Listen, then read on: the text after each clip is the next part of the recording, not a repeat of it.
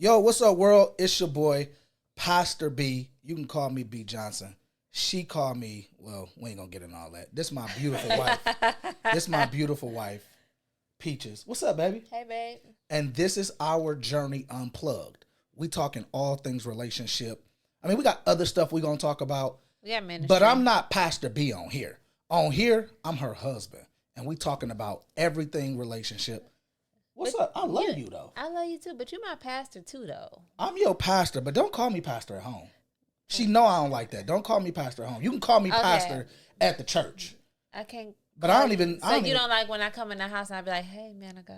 No, I'm walking away. You're not getting nothing from me. So you don't like when I come in the house and I be like, "The oil on you today." No, I know the oil on me. I studied. I prepared myself. I asked the Lord to put the oil on me. You don't like that? When I come in the house, I want you to put the oil on. Oh. So is our journey unplugged and X-rated? All right, no problem. Anyway, welcome to our Journey Unplugged. We're talking about everything relationship, right? Okay. We've been married. I've been married to you for 7 years. Almost seven. Oh my God. Anyway, we here and we're gonna talk all things relationship. We're gonna talk about love. We're gonna talk about challenges. We're gonna talk about liking your partner. We're gonna talk about hot topics. Yeah. So we want y'all to tune in. We want y'all to be prepared for what's about to happen. This is our Journey Unplugged. You got your own journey, but follow us so we can help you. This is us. And we'll also talk about the balancing between marriage, ministry, parenting, and business. We have a business. We got 3 kids. Yeah, we got kids out here. Yeah. I mean, kids with an S is crazy. Kids, yeah. You know. Can we give them back? You know, I tried. Can you get a refund on kids, like a refund check? I tried. Nevaeh said no. Yeah, no, she didn't let that happen. She didn't let that happen. Yeah. However, but I'm excited about this new journey because we have been together almost 12 years. It'll be 12 years in December. Yeah. Married 7 years this year.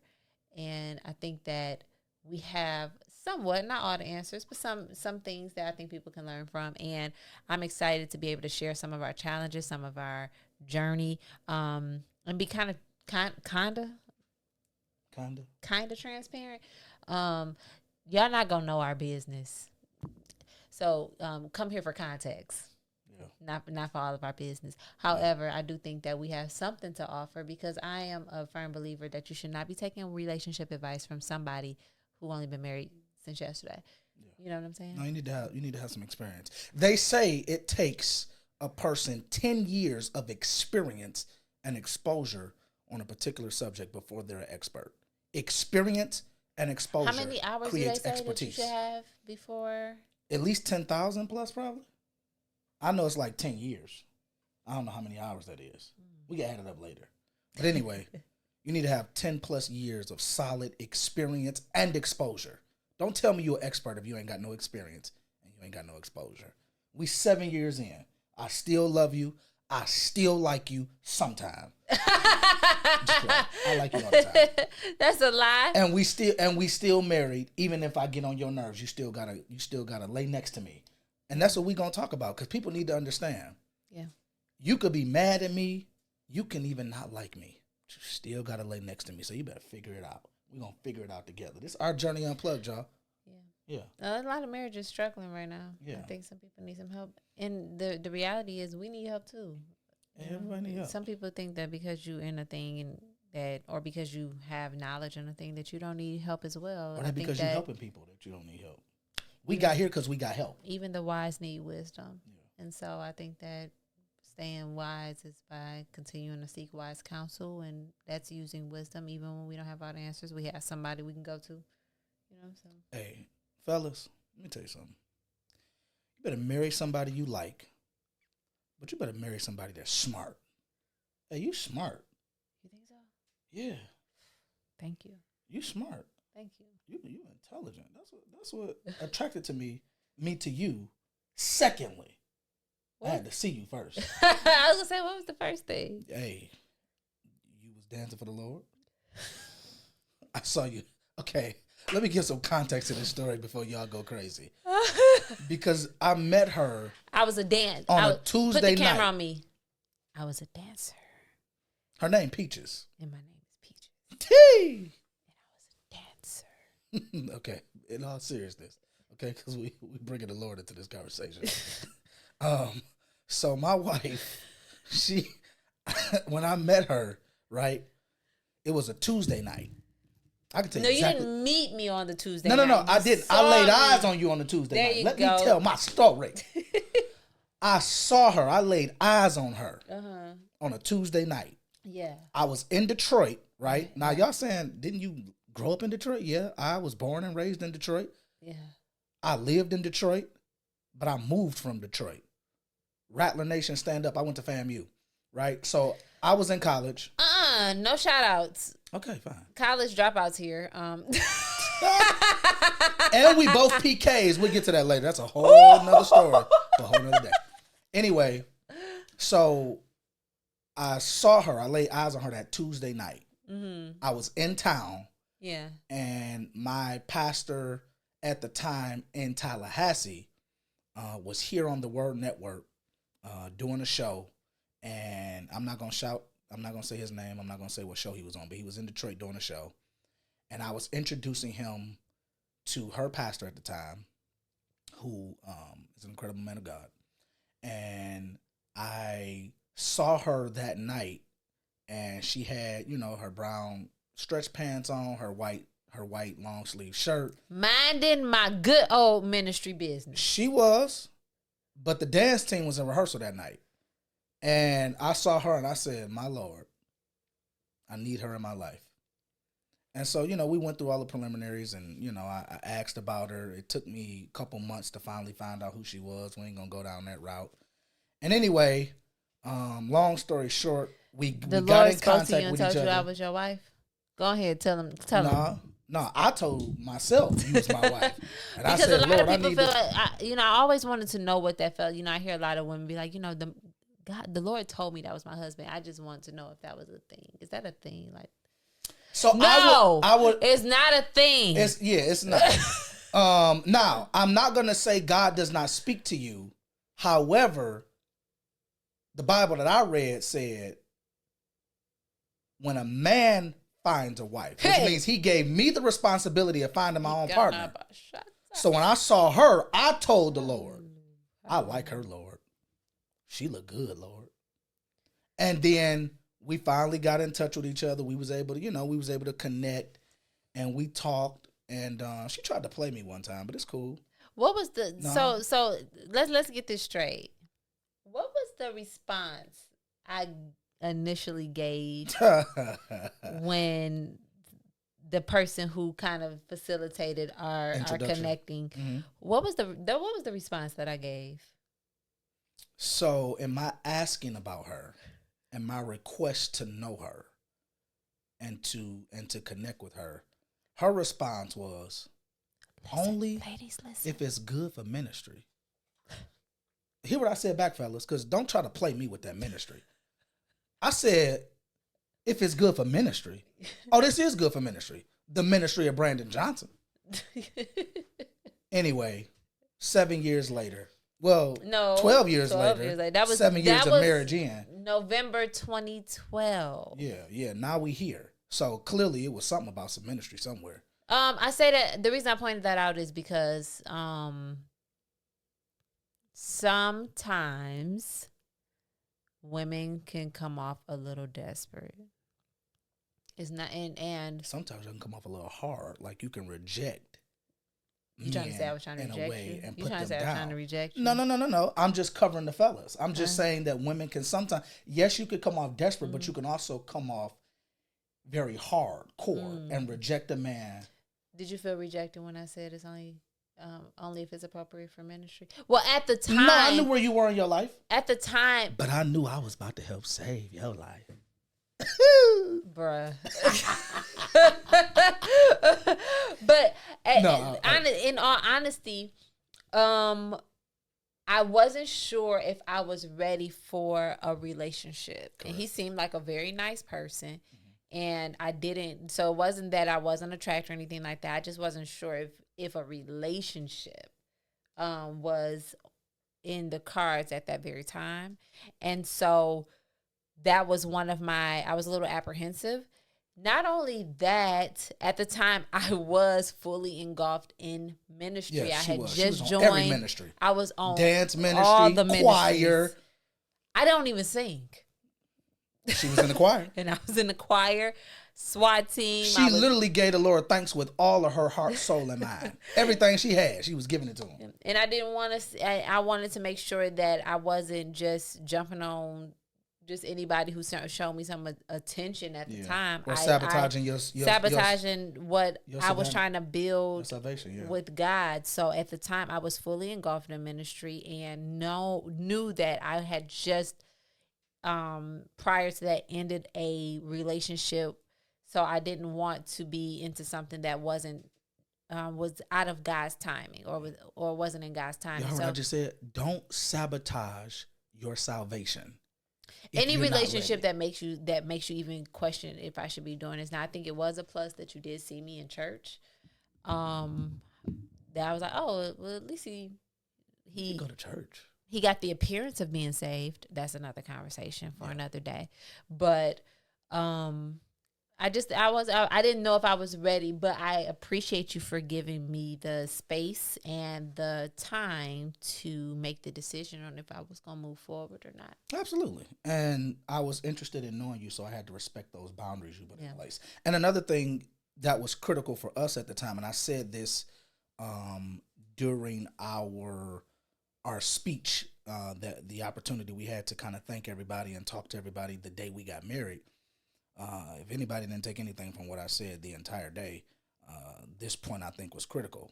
We dated long distance because I was going into my last and senior year in college, and she was still here in Detroit. I was in Tallahassee, Florida. And our distance, the distance that we had to learn each other, develop the relationship, that long distance relationship that we developed over time, was absolutely necessary. Oh, 100. It was 100%. Necessary for where you were in your life. 100%. However, a challenge for where I was in mine because I had tried a long distance relationship and it failed. Mm-hmm. However, I garnered enough interest in you to try again. And you said you tried a long before you, girl. I just got to, and it what? It didn't work. It failed. It failed. See, sometimes failures work in your favor. You gotta be deep. So I just gotta, for the woman out there who feels, I'm just telling you, sometimes failures work in your favor. Yeah. It failed. You know what I'm saying? God was making provision. He was making provision for me. That's all I'm saying. Okay, that's all I'm saying. Hey, listen. It was necessary for us because of some of the issues and challenges you have faced in previous relationships.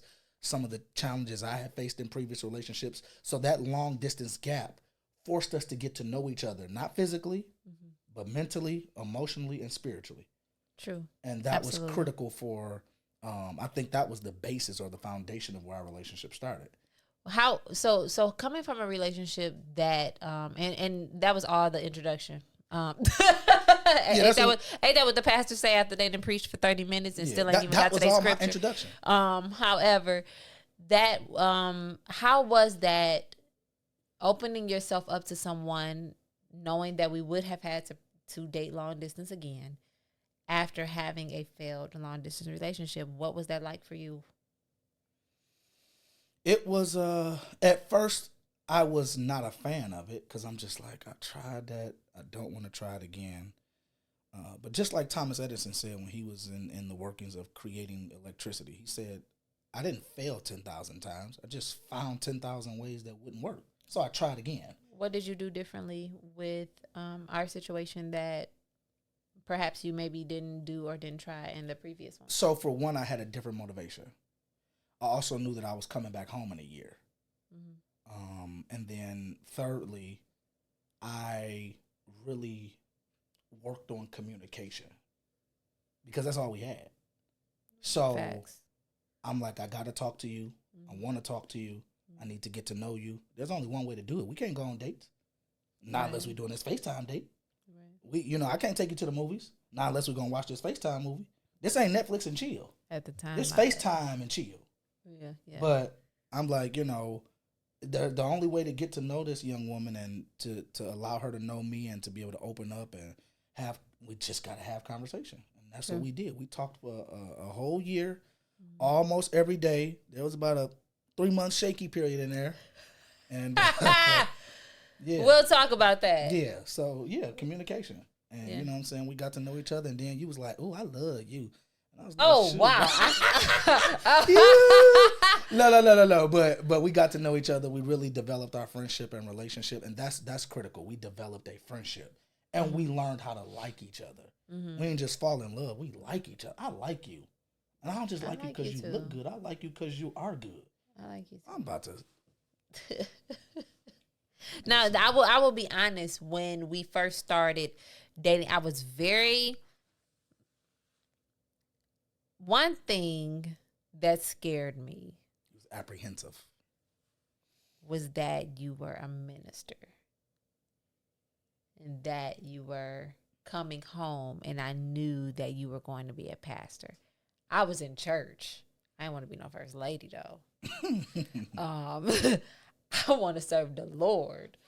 But not in that capacity. Being a first lady comes with such a expectation. Sure. That from my growing up, I did not know if I was, I'm not going to say qualified, but it wasn't something that I was sure I wanted to step in the role of. Because nobody's qualified. I'm not even qualified to be a pastor, right? You're not qualified. You got to be called. That's a whole nother. Come on. Yeah. Oh, okay. Yes, man of God. Don't do that. You know I don't like that. She know. My wife is the only person that I allocate the responsibility of not calling me pastor. I allow her to call me baby. Even at church, you my baby. That's my wife. Now, but in context, because I do come from a church where I understood order. Sure. I don't talk to, but I don't talk to, if I'm speaking to other church members, sure. I always say, ask pastor. Sure. I never call him by his first name in front of other people because I do understand that we are leading by example. And familiarity breeds contempt. And so I never want to just go into the house of the Lord and be like, Brandon, or hey, babe. That sound like you're mad. Because I never call you Brandon. But, or, babe, in certain environments that's appropriate. But in certain environments, it is appropriate for me to call you pastor. It is appropriate for me to call you by your title, even if I'm speaking to your leader. I want to make sure that I'm always in order. So there is a time and a place, and, being able to balance that and use wisdom on where those places are necessary, I think is always something to think about. Yeah, no, that's critical. And then like you said, you were scared, Yeah. Being a first lady. It didn't seem like that was in the cards for you, huh? Oh, most definitely. What? In the cards for you. I thought maybe I'd be like, I was bred and breed in this. More of a like, no, I'm not. I may not say that, but not a first lady. Not being a person who I felt was responsible, and maybe because I take that title very seriously. Fair enough. A pastor, a pastor's wife, a minister, evangelist. Those titles, and even being the, contrary to popular belief, even coming from a woman's standpoint, a toxic first lady will kill a church and a ministry. 100%. And I have never wanted to be that person or that first lady that we're losing members because your wife got a bad attitude. So I work very, very hard to never come off as that, because a woman can kill a ministry. Absolutely. Just like a woman can destroy a cancer going through. She got to set that fragrance. Yes. So I wanted to make sure that when I stepped into that role, that it was something that I truly prayed about. Yeah. Well, a lot of that security happens at home, though. It happens on the home front, making sure that you understand your worth and your value and who you are and what I believe you to be, and celebrating you, and conversations that affirm you and let you know that, listen, if we're going to do ministry, number one, we're going to do it together. And that's one of the greatest things I appreciate in my experience of church in the South. I'm not saying it doesn't happen here, but in my experience about, switching environments, seeing church from a different place with a different people, I got a chance to see how a pastor and a first lady really honored and adored God, but really honored and adored their marriage enough to show up to church together, to display their love, their care, their affections for one another, not in private, but in public.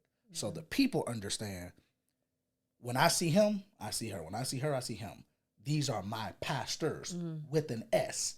Yeah. You cannot respect one without respecting the other. And you cannot love one without loving the other, because by definition and by marriage, they are one. And in order for you to be in order as a lay member, a parishioner, whatever you want to call it, you have to understand that the value of who you're getting is wrapped in both of those people.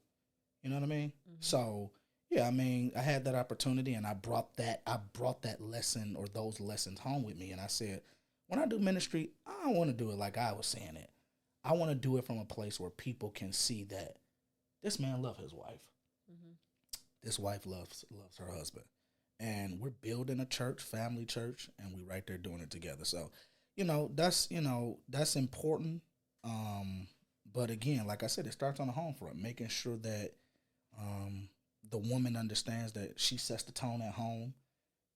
She sets the tone in the house, with the children, and it's up to the man to set the standard. So, yeah, I mean, we got conversations, we got topics, we got all kind of stuff we're gonna talk about.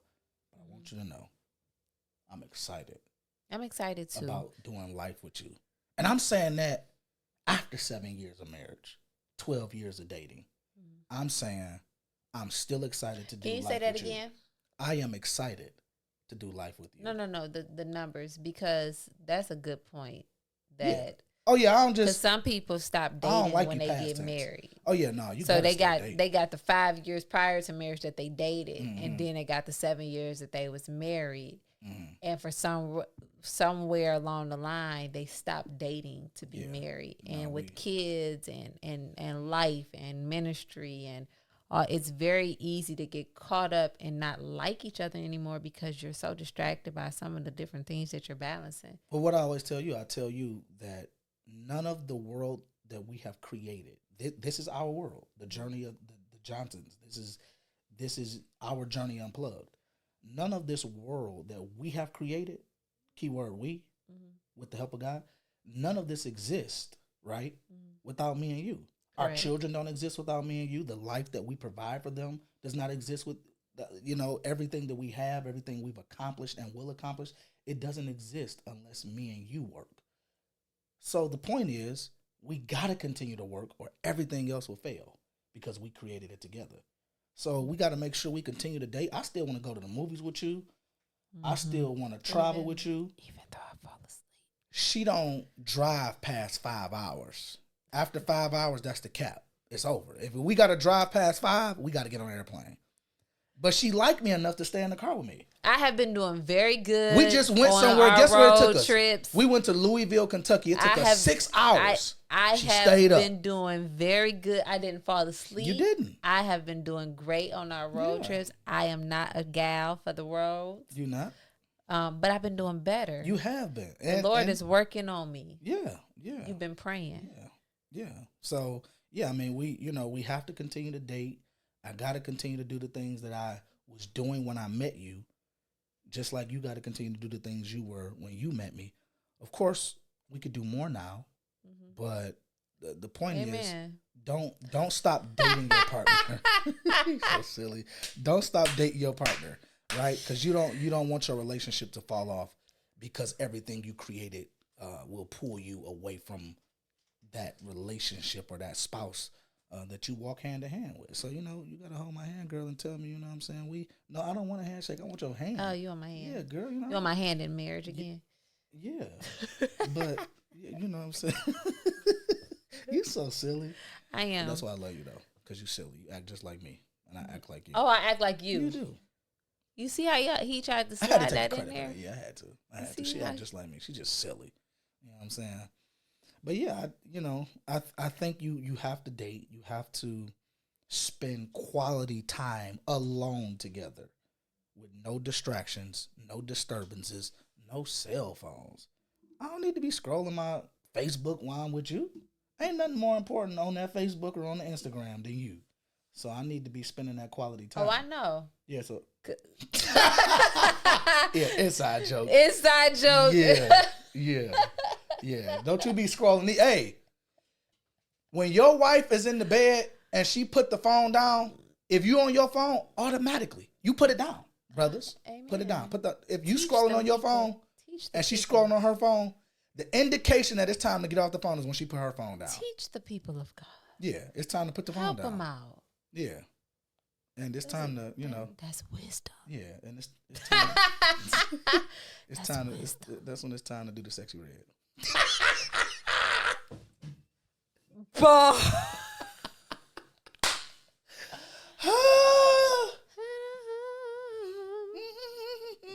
Nah, but for real, I'm serious. You got to cut the distractions. Yes, and, yes, you do. You got to enjoy each other. You do. And the only way to do that. Our bonus baby is in the room and she is disgusted. Okay, you gotta put the phones down. Disgusted. She'll be all right. You gotta put the phones down, and you got to you gotta put that work in, man. You gotta talk to each other, communicate. This is true. If y'all gonna watch a movie undistracted, have unfiltered conversation. Women, we fall asleep every time. You good for that? Every time. You good for that? Every time. You did that crap last night. I'm gonna fall asleep every time. Yeah. Talking about, babe, let's watch a movie. I said, let's watch it on the couch, babe. Let's watch it in the bed. No, babe, you going to fall asleep in the first 5 minutes. In our defense, our intentions are pure. Our intention is to at least get through the credits. And we get there. That's it. And she be asleep. That's it. At the intro.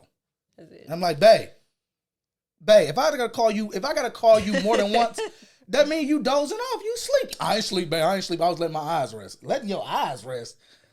What are we talking about? It's almost, you can bet your last dollar I'm falling asleep. Yeah. So but our intentions are pure. Our intentions are pure. But you better be intentional about spending time with your partner. Because if you don't, that relationship is gonna fall into some dark days. Oh, most definitely. Some dark times. Most definitely. But how do people? I guess that's too something that people have to be intentional about. I think the problem is not that people don't want to spend time with each other; they just are not intentional. Things happen. Life be life, and the kids got practices. The kids got things to do, and you all over the place. You're working, she's working, or whatever it is. Whatever it is. Mm-hmm. I think people get lost in life and be like, dang, we haven't went out in I don't know how long, or we haven't to celebrate. You'll be like, man, I forget, so I don't even think I think we get lost in life, and by the time we catch up, we've already been disconnected for so long. We almost got to restart. Yeah. So you have to be intentional about dating, being just like you're intentional about getting up, going to your job that pay you. You're intentional about getting up and going to church that's going to feed you. You're intentional about getting your children to school because that's your responsibility. Be intentional about your relationship because that's what holds you together. And I want you to know, hey, you've been holding me down, so I need to be intentional on the time I'm spending with you because I don't got time to be fooling around. I need to be spending time with you because, we be busy.